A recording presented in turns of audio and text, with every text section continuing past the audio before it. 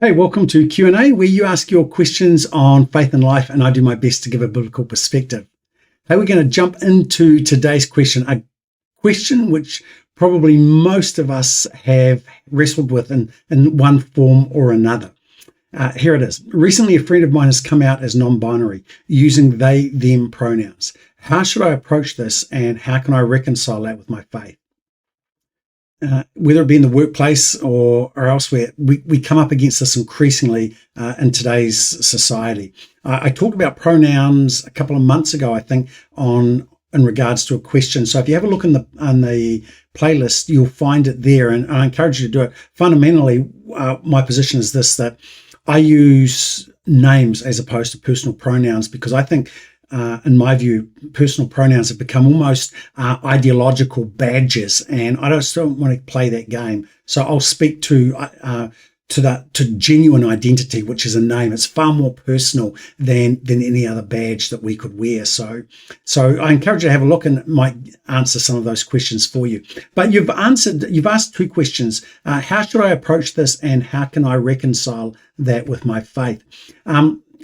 In regards to how should I approach this, my advice is simply this: approach it pastorally. Don't approach it theologically, approach it pastorally. The fact your friend has declared themselves non-binary tells you that they have been and continue to struggle with their sense of identity. And in trying to resolve that, they have turned to a source of hope that is no hope at all. They've turned to the very society, the very world that has created this sense of frustration, this lack of identity, if you will. John 8:44 tells us that our spiritual enemy, the devil, is the father of lies. And he's told a whole generation that they can be who they want to be, that they can create their own gender, they can create their own identity. And the reason he tells them that is because he knows that it's going to lead them further and further away from the very thing that they long for when they are seeking to have a sense of identity and meaning and purpose, because that the one that they're looking for, which will give them a peace and true validation, will only be found in, he knows, in a right relationship with God. So if he can tell lies to lead them further away from that, then that's what he's going to do.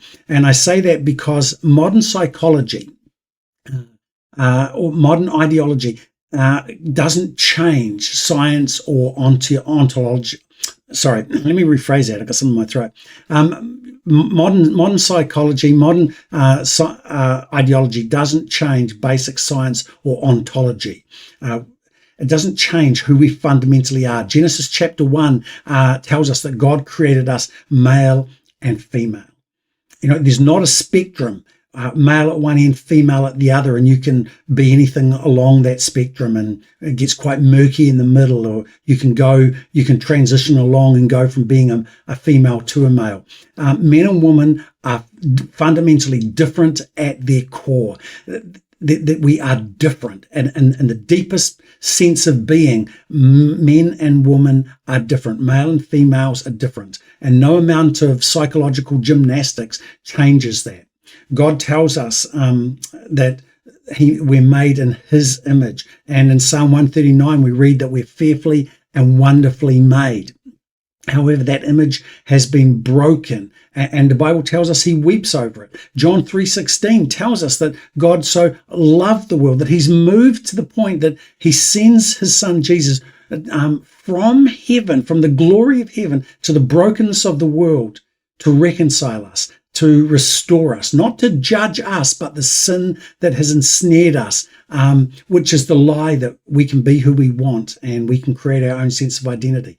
So that's why I say I take a pastoral approach. The fact that people claim alternatives says that they're struggling, and the fact that they have named themselves inappropriately says that they've looked in the wrong place, and what they're holding on to is false hope.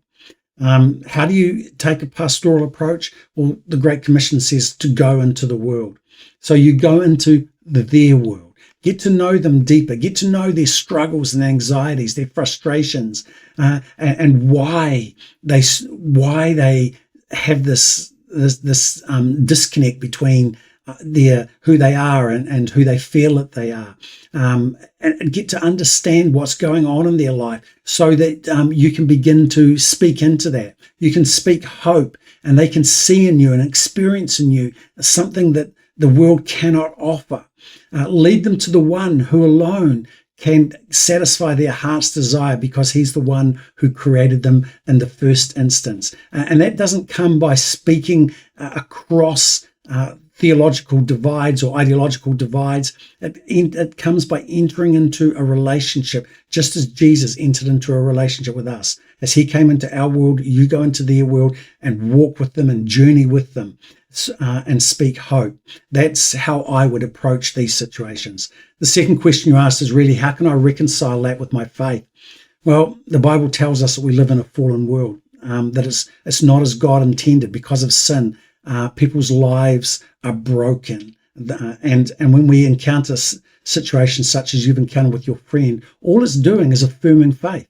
It's affirming that God created the heavens and the earth. And it was good. He declared it to be good, but because of sin, it's been marred, it's been broken, and it's just affirming it. When society tells you that you can, if you're a male, you can become a female. If you're a female, you can become a male. When society rebels against God, as angry and as it may make you feel, all it's doing is affirming your faith. It's attesting to what the Bible actually says.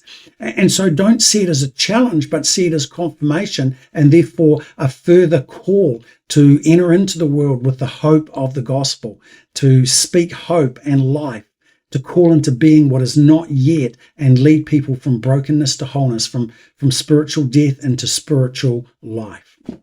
So, yeah, I hope that gives you some direction, some hope in how to handle this situation.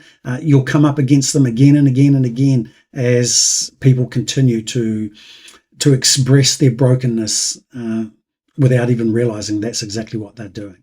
And can I just add quickly that if you take this approach, never feel pressured to use pronouns. I use a name, as I say, because it's the most personal thing there is. It's far more personal than a pronoun, because I value them more than pronouns, more than the badges certain sectors of society have suggested they wear with pride. And when people push back against that, as I've experienced, and they start saying you're judging them, what they're doing, ironically, is the very thing they're accusing you of. They're judging you. I don't care. I'm not going to feel pressured into using them. I'm going to maintain my walk as best I can in faith, and call out the best in people. Speak to identity. Speak in the most personal way possible, so that hopefully the light of the gospel can begin to penetrate the darkness, and the truth and the hope of heaven can begin to counter the lies. So yeah, that's my position. I'd love to hear your thoughts. Why not post in the comments below? But that's it for now. As always, you can ask your questions on slido.com. Use the hashtag ALC23. I'd love to hear from you. But until next time, God bless.